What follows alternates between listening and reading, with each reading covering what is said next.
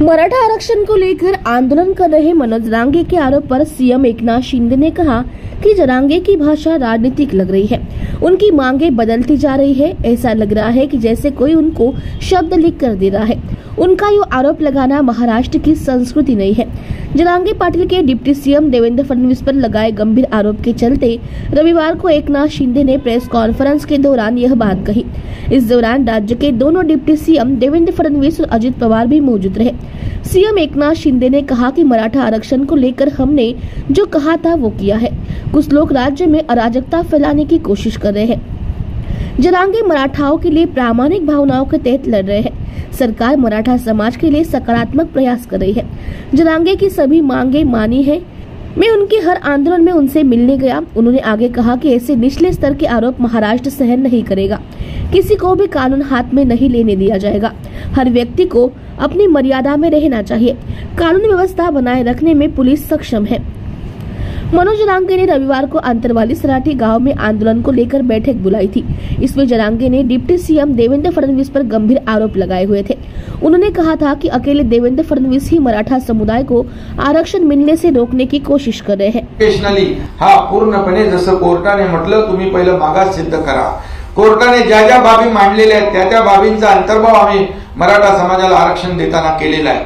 त्यामुळे मराठा समाज दिलेलं आरक्षण पूर्णपणे कायद्याच्या चौकटीवर बसण्यासाठी टिकण्यासाठी शासन पूर्ण ताकद लावेल आणि आम्हाला विश्वास आहे ज्या बाबी सुप्रीम कोर्टाने ज्या मांडल्या होत्या, जी निरीक्षण नोंदवली होती, ज्या त्रुट्या दाखवल्या होत्या त्या पूर्णपणे दूर यामध्ये केलेल्या आहेत। त्यामुळे विरोधी पक्षाने देखील हे आरक्षण कसं टिकलं पाहिजे अशा सूचना न करता टिकणार नाही काय टिकणार नाही याची कारण तर देत नाहीत। आणि म्हणून मी आपल्याला एवढंच सांगतो की आज मराठा समाजाला आरक्षण आपण दिले, तसा शब्द दिला त्याप्रमाणे सरकार वागलेलं आहे।